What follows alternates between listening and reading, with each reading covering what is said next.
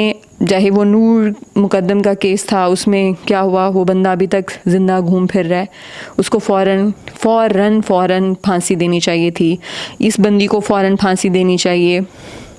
इस तरह की बीसियों चीज़ें हैं। अभी आज भी एक स्टोरी में पढ़ी थी कि गंगाराम हॉस्पिटल में एक बंदे ने एक छोटी सी बच्ची के साथ जिनसी ज़्यादती का उसको निशाना बनाया। क्यों, कैसे ये लोग हिम्मत कर लेते हैं?